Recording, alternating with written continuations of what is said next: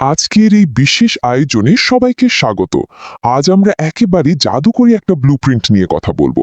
একদম সামান্য পুঁজি কিন্তু লাভ আকাশ ছোঁয়া। গ্রামে বসে কিভাবে বিপুল সম্পদ তৈরি করা যায় তার একদম প্র্যাকটিক্যাল 10টি আইডিয়া থাকছে আজ। এটি শুধু গাল ভরা কথা নয়, বরং চোখের সামনে থাকা সম্পদকে কাজে লাগিয়ে ভাগ্য বদলে দেওয়ার একটা মাস্টার প্ল্যান। তো প্রথমেই যে বিষয়টা মাথায় আসে, গ্রামে সম্পদ তৈরির পথে আসলে সবচেয়ে বড় বাধাটা কোথায়?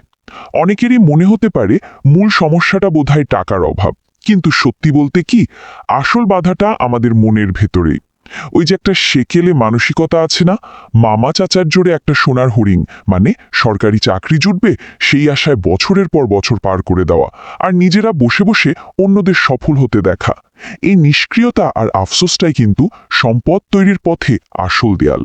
ঠিক এখানেই পুরনো আর নতুন রাস্তার একটা পরিষ্কার পার্থক্য দেখতে পাচ্ছি আমরা।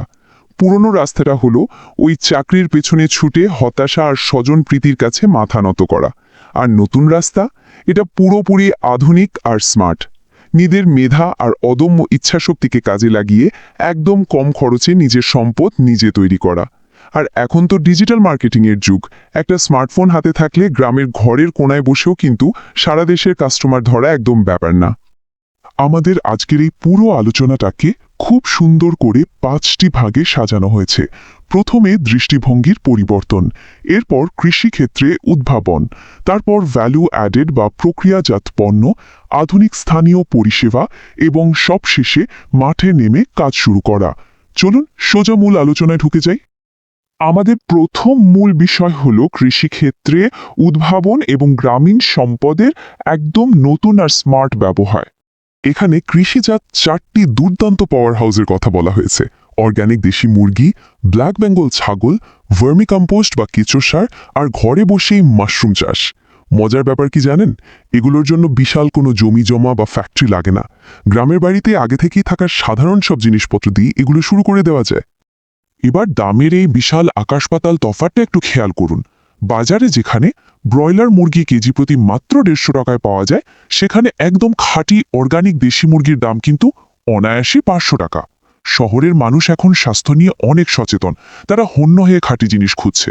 একটা সাধারণ ফেসবুক পেজ খুলে যদি মুরগিগুলোর প্রাকৃতিক পরিবেশে ঘুরে বেড়ানোর ছোট ছোট ভিডিও আপলোড করা যায়, দেখবেন শহরের ক্রেতারাই অগ্রিম টাকা দিয়ে বুকিং কনফার্ম করছে। আর গ্রামে তো মুরগি এমনিতে পোকামাকড়ার উৎকৃষ্ট খেয়ে বড় হয়, তাই পালনের খরচও প্রায় শূন্য। গরিবের এটিএম শব্দটা শুনতে বেশ মজার, তাই না? কিন্তু ব্ল্যাক বেঙ্গল ছাগলের বেলায় এই কথাটি অক্ষরে অক্ষরে সত্যি। ছাগল পালনে কিন্তু খুব দামি ফিড বা খাবারের কোনো দরকারই নেই। বাড়ির আশপাশের লতাপাতা আর ঘাস খেয়েই এরা দিব্যি বড় হয়ে যায়। বছরে 2বার বাচ্চা দেয়, ফলে খুব দ্রুত এদের সংখ্যা বাড়ে। কোরবানির ঈদের সময়ে এক একটি খাসি বিক্রি করে 20 থেকে 30 হাজার টাকা অনায়াসেই ঘরে তোলা সম্ভব। এটা আক্ষরিক অর্থেই বিনা খরচের টাকা ছাপানোর একটা জাদুকরি মেশিন। সাধারণ গোবর থেকে কালো সোনা বা ব্ল্যাক গোল্ড তৈরির এই পদ্ধতিটা শুনলে রীতিমতো অবাক হতে হয়। প্রক্রিয়াটা একেবারে জলের মতো সোজা। কয়েকটা সিমেন্টের রিংয়ের ভেতরে বাড়ির আশপাশে পড়ে থাকা গোবর রেখে সেখানে শুধু কেঁচো ছেড়ে দিতে হবে। এরপর ম্যাজিকের মতো 45 দিনের অপেক্ষা। চোখের সামনেই সেই সাধারণ বর্জ্য পরিণত হবে অত্যন্ত দামি অর্গানিক সারে। বাজারে রাসায়নিক সারের যে দাম, তাতে এই জৈব সারের চাহিদা এখন আকাশচুম্বী। এই যে 20 সংখ্যাটা দেখতে পাচ্ছেন, এটা কিন্তু শুধু একটা সংখ্যা নয়, এটা হলো অর্গ্যানিক ভার্মিকম্পোস্টের প্রতি কেজিতে একদম সলিড লাভের পরিমাণ।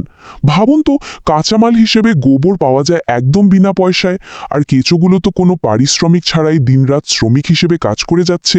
কাজেই বিক্রয় মূল্যের এই 20 টাকা পুরোটাই কিন্তু সোজা পকেটে ঢুকছে। যে কোনো গ্রামীণ পরিবারের জন্য এটা একটা দারুণ সাইলেন্ট ইনকাম সোর্স হতে পারে। মাশরুম চাষের বিষয়টা কিন্তু আরও ইন্টারেস্টিং। এর জন্য বিশাল কোনো জমি বা এমনকি সূর্যের আলোরও দরকার নেই। শোবার ঘরের খাটের নিচে বা বারান্দার এক অন্ধকার কোণাতেই এটা চাষ করা সম্ভব। আর বড় বড় হোটেল বা সুপার শপে এর চাহিদাও প্রচুর। তবে হ্যাঁ, একটা বিষয়ে সতর্ক থাকা জরুরি। শর্টকাটে বড়লোক হওয়ার লোভে মোবাইলের বিভিন্ন জুয়া বা বাইনারি ট্রেডিং অ্যাপে টাকা ওড়ানো একদমই বোকামি। ওগুলো মানুষকে নিমিষেই পথে বসিয়ে দেয়। তার চেয়ে মাশরুমের মতো এই ধরনের বাস্তবমুখী আর লাভজনক কাজে ফোকাস করাটাই হলো আসল বুদ্ধিমানের কাজ। এবার আসা যাক আমাদের দ্বিতীয় ক্যাটাগরিতে, ভ্যালু অ্যাডেড বা প্রক্রিয়াজাত পণ্য তৈরি করে কিভাবে প্রিমিয়াম মার্কেট ধরা যায়। এই ক্যাটাগরিতে 4টি অসাধারণ আইডিয়া রয়েছে: খাঁটি মশলা প্রক্রিয়াজাতকরণ, চারাগাছের নার্সারি, ঘরে তৈরি আচার ও পিঠার ব্যবসা এবং মৌসুমি ফসল মজুতকরণ। শহরে মানুষদের খাঁটি আর ভেজালমুক্ত খাবারের জন্য যে হাহাকার, এই ব্যবসাগুলো মূলত সরাসরি সেই ডিমান্ডকেই টার্গেট করে। বাজারের মশলার এই ভয়ঙ্কর রূপটা একবার ভাবুন তো, 80 ভাগে ইটের গুঁড়ো আর রং, আসল মশলা মাত্র 20 ভাগ। মানুষ কিন্তু এই ব্যাপারটা জানে এবং অনেকটা বাধ্য হয়েই খাচ্ছে। আর এই তিক্ত বাস্তবতাটাই একজন নতুন উদ্যোক্তার জন্য সবচেয়ে বড় তুরুপের তাস। সরাসরি কৃষকের কাছ থেকে কাঁচামাল কিনে নিজের সামনে ভাঙিয়ে যদি সুন্দর করে প্যাকেট করা যায় আর সাথে একটা বোল্ড ট্যাগলাইন দেওয়া যায়, ভেজাল প্রমাণ করতে পারলে 1 লাখ টাকা পুরস্কার, ব্যাস, শহরের মানুষ সুপার শপের ওই চকচকে প্যাকেট ফেলে এই খাঁটি মশলার দিকে ছুটে আসবে, গ্যারান্টি। লাভের এই অবিশ্বাস্য চিত্রটা একটু খেয়াল করুন। একটা লেবু গাছের কলম বা চারা তৈরি করতে প্রাথমিক খরচ পড়ে বড়জোর 10 টাকা, অথচ সেটা অনায়াসে 100 টাকায় বিক্রি করা যায়, অর্থাৎ সোজা 10 গুণ লাভ। শহরের মানুষদের এখন বারান্দায় বাগান করার যে একটা ক্রেজ তৈরি হয়েছে, সেটাকে কাজে লাগিয়ে কুরিয়ারের মাধ্যমে মাটি ও সার সহ এই চারাগুলো তাদের দোরগোড়ায় পৌঁছে দিয়ে দারুণ একটা প্রফিট মার্জিন বের করে আনা সম্ভব। মায়ের হাতের স্বাদ, বিশ্বাস করুন, শুধু এই একটা মাত্র লাইন ক্রেতাদের আবেগ ছুঁয়ে যাওয়ার জন্য যথেষ্ট। মা, বোন বা স্ত্রীকে সাথে নিয়ে যদি গ্রামের খাঁটি সরিষার তেলে তৈরি জলপাই বা রসুনের আচার অথবা শীতকালের ভাপা আর পুলি পিঠা বানিয়ে হোম ডেলিভারি দেওয়া শুরু করেন, তবে সেটা খুব দ্রুত একটা ব্র্যান্ড হয়ে উঠবে। শহরের কর্পোরেট আর ব্যস্ত মানুষেরা এই আসল ঘরোয়া স্বাদের জন্য আক্ষরিক অর্থেই মুখিয়ে থাকে। এখানে একটা কথা প্রচলিত আছে, সবুরে মেওয়া ফলে। সঠিক সময় একটু ধৈর্য ধরাটা এখানে দারুণ কাজ করে। যেমন ধরুন, ফসল ওঠার মৌসুমে আলুর কেজি যখন 10 টাকা, তখন কিনে ঠিকমতো মজুত করা এবং কয়েক মাস পর দাম যখন 50 টাকায় গিয়ে থাকে, তখন সেটা বিক্রি করা। তবে হ্যাঁ, এটা কিন্তু কোনো বেপরোয়া মজুতদারি বা বাজার সিন্ডিকেট নয়, বরং বাজারের সাপ্লাই ডিমান্ডের নিয়ম মেনে খুব ক্যালকুলেটিভ একটা ইনভেস্টমেন্ট। এবার আমরা চলে যাচ্ছি আমাদের তৃতীয় এবং শেষ ক্যাটাগরিতে, আধুনিক স্থানীয় সেবা। এখানে আমরা দেখব কিভাবে ট্র্যাডিশনাল সেবার সাথে প্রযুক্তির একটা দারুণ কম্বিনেশন তৈরি করা যায়। এখানে চমৎকার দুটো আইডিয়ার কথা বলা হয়েছে, যেগুলো স্মার্টফোনের কানেক্টিভিটি আর আজকের যুব সমাজের লাইফস্টাইলকে খুব স্মার্টলি কাজে লাগায়।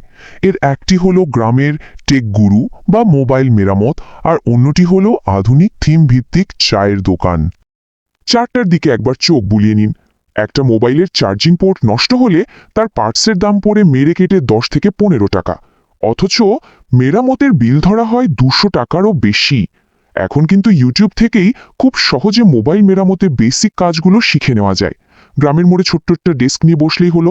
আজকাল রিক্সাওয়ালা থেকে শুরু করে মুরব্বি সবার হাতে স্মার্টফোন, তাই এই ব্যবসার কাস্টমার কখনো ফুরাবে না। চায়ের দোকান তো প্রতিটি গ্রামেই মোড়ে মোড়ে থাকে, তাই না? কিন্তু এখানে আমরা কথা বলছি এক্সপিরিয়েন্স ইকোনমি বা অভিজ্ঞতার অর্থনীতি নিয়ে। বাঁশ আর ছন্দির দারুণ একটা ট্রেডিশনাল ডেকোরেশন, মাটির কাপে ধোঁয়া ওঠা চা, আর সাথে সবচেয়ে বড় আকর্ষণ ফ্রি ওয়াইফাই। ব্যাস, আর কি লাগে? এলাকার ইয়াং জেনারেশন সেলফি তোলার জন্য এখানেই ভিড় জমাবে, আর একবার বসলে চা বিস্কিট তো দেদাসে বিক্রি হবে। সাধারণ একটা দোকানকে আধুনিক রূপ দিয়ে কিভাবে অসাধারণ বানাতে হয়, এটা তার একটা ক্লাসিক উদাহরণ। আমরা আলোচনার একেবারে শেষ পর্যায়ে চলে এসেছি। আমাদের চূড়ান্ত ধাপ, শুধু ব্লুপ্রিন্ট নিয়ে বসে না থেকে এবার বাস্তবে মাঠে নেমে পড়া। এই টেবিলটা পুরো আলোচনাটার একটা দুর্দান্ত সামারি। খেয়াল করে দেখুন, দেশি মুরগি পালনের জন্য লাগছে শুধু ছোট্ট একটা উঠান আর একটা ফেসবুক পেজ। মোবাইল মেরামতের জন্য ইউটিউব থেকে শেখা স্কিল আর ছোট্ট একটা টেবিল। বড় ব্যবসা করতে গেলে যে বস্তা বস্তা টাকা লাগে, এই ছকটা সেই পুরনো মিথকে একেবারে গুড়িয়ে দেয়। আসল ম্যাজিকটা লুকিয়ে আছে একেবারে হাতের কাছে থাকা সম্পদের সঠিক ব্যবহার আর এই আধুনিক টুলগুলোর স্মার্ট অ্যাপ্লিকেশনের ভেতরে। একটা কথা সব সময় মনে রাখবেন, আগামীকাল শুরু করব এই কথাটা হলো সফলতার সবচেয়ে বড় শত্রু। পৃথিবীর বড় বড় টেক জায়ান্ট কোম্পানিগুলো কিন্তু কারো না কারো বাড়ির গ্যারেজ থেকেই শুরু হয়েছিল। তাই আজ ঠিক এই মুহূর্তে হাতের কাছে যেটুকু সম্বল আছে তা নিয়েই ঝাঁপিয়ে পড়তে হবে। নিজের এলাকার পরিচিত পরিবেশে নিজের মতো করে কাজ শুরু করে দেওয়ার চেয়ে দারুণ আর কি হতে পারে। তো আজকের দিনে দাঁড়িয়ে আমরা কোন সম্পত্তি তৈরি করা শুরু করতে যাচ্ছি? অন্যদের সাফল্যের গল্প দেখে স্ক্রল করতে করতে আফসোস করার দিন এবার শেষ। এখনই সময় নিজের বুদ্ধি আর সাহসকে কাজে লাগিয়ে একটা লাভজনক গ্রামীণ সাম্রাজ্য গড়ে তোলার। এই প্রশ্নটাই আজ সবার চিন্তার খোরাক হয়ে থাকুক। আজকের এই বিশেষ বিশ্লেষণটি এখানেই শেষ করছি। আশা করি এই আলোচনাটি নতুন কিছু শুরু করার জন্য দারুণ একটা স্পার্ক তৈরি করবে।